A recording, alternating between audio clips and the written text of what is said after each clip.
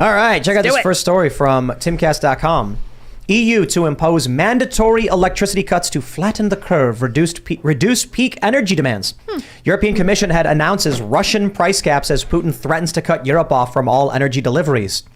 The European Union has announced plans for mandatory electricity rationing, with European Commission President Ursula von der Leyen telling reporters the EU must flatten the curve of peak energy prices.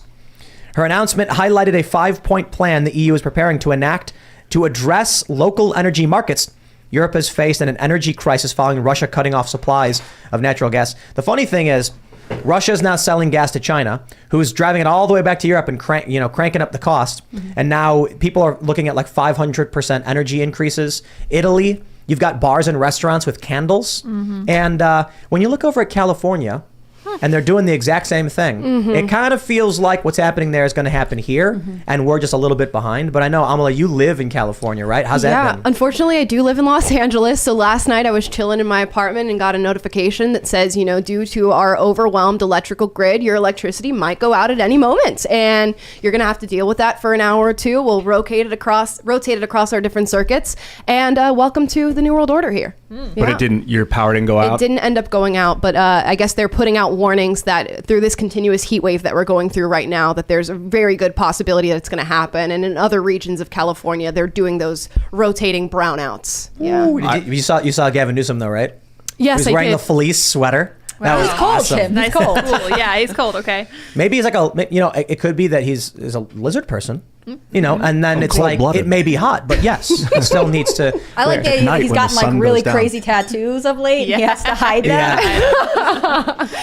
He rips his sleeves off, and he's just got sleeves. Yeah. So it's basically after 4 p.m. I heard Gavin did a video. Maybe this is the video you're referencing. After 4 p.m., that's like hot time. That's like peak electricity. You turn off your everything except for your large appliances. Yeah, they're saying basically try not to use AC if you can help it. Cool your house or your apartment beforehand. Don't turn on any larger or major appliances, anything like that, and certainly don't charge your electric cars, even though we're going to start banning gas vehicles in the coming years. Have you heard of passive cooling? Have you ever studied any of that stuff? No, I haven't. They make like these I don't know if they're made out of wood or out of cork, and then they'll like make all these little cuts through the cork, and then you just pour water into the cork, and then it only works in really dry environments. Okay. But through I don't know what evaporation. Evaporation. It cools down the room by like 10 to 15 degrees. The water absorbs the heat from the atmosphere to. It'll get you from like 105 to 90 maybe. It's for desperate hot, dry climates. Does this fit in a studio apartment? Definitely. The question. Yeah, it's a little box. You can make one. Probably make one from cardboard. We're gonna have to start getting creative. Low energy evaporation air conditioners. You fill them with water, and then it basically.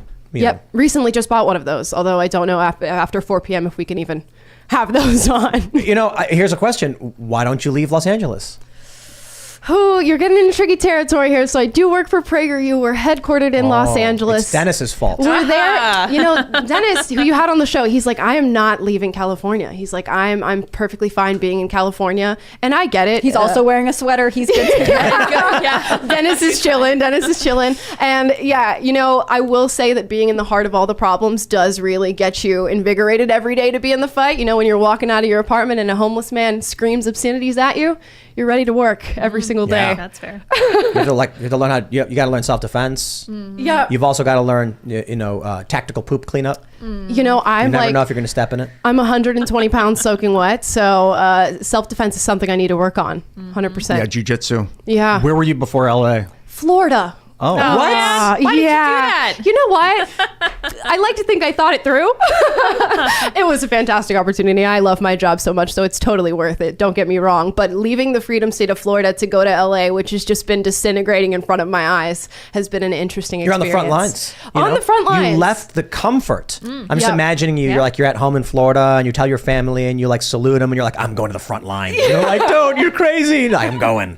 And then you go to California, where it's really bad. Which it's hilarious because my mom is a super radical left-leaning person, so she would love to have switched from Florida to move over to Los Angeles, and we've sort of taken our opposite paths.